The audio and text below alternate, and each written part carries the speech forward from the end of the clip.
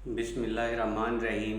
मैं हकीम सैयद नदीम अफजल आप लोगों की खिदमत में हाज़िर हूँ और बेहद मशकूर हूँ आप लोगों का कि आप लोगों ने मेरी वीडियो देखने के लिए वक्त निकाला।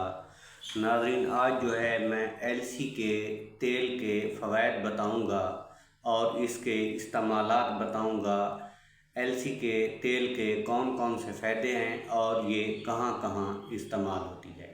सबसे पहले तो इसका हेयर फॉल के हवाले से, हेयर ग्रोथ के हवाले से बात करें। एलसी के तेल को अगर बालों पे लगाया जाए तो बालों की ग्रोथ होती है और बाल बढ़ते तेज़ी से हैं और बाल झड़ना भी बंद हो जाते हैं, यानी कि ये बालों को जो है गिरने से रोकता है और बालों को लंबा भी करता है।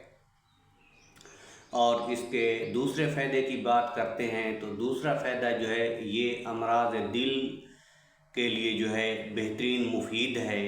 अगर सब्ज़ चाय का कहवा उसमें 7 कतरे एलसी के तेल के डाल लिए जाएं और 3 दिन इस्तेमाल करें और फिर इसको 4-5 दिन छोड़ दें, फिर 3-4 दिन के बाद 3-4 दिन इस्तेमाल करें तो इंशाअल्लाह जिन लोगों को डॉक्टर ने बाईपास तजवीज़ किया है तो इसके इस्तेमाल से बाईपास करवाने की भी ज़रूरत नहीं पड़ती।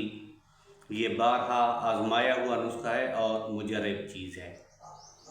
इसके अलावा एंटी एजिंग पे बात कर लें तो वही तरीका, अगर सब्ज़ चाय के कहवे में इसके 7 कतरे डाल के 2-3 दिन पी लिए जाएं, फिर 3-4 दिन वक्फा कर लिया जाए, फिर 3-4 दिन बाद पी लिए जाएं तो ये जवानी को भी बरकरार रखता है और औरतों में जो है ये एंटी एजिंग का काम भी करता है, यानी कि उनकी उम्र जो है अगर बढ़ गई है तो ये नुस्खा अगर इस्तेमाल करें तो वो हमेशा जवान रहेंगी, क्योंकि ये एस्ट्रोजन के लेवल को जो है मेंटेन करता है।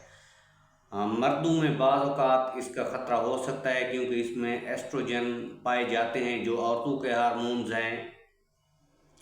थोड़ा बहुत जो है ये मर्दाना कमज़ोरी पैदा कर सकता है, लेकिन ये अक्सर औक़ात नहीं करता। अगर खुदा न खास्ता कोई इस्तेमाल करते हैं तो ये नोट कर लें कि अगर उनको कमज़ोरी आ रही है तो तब जो है इस्तेमाल ना करें।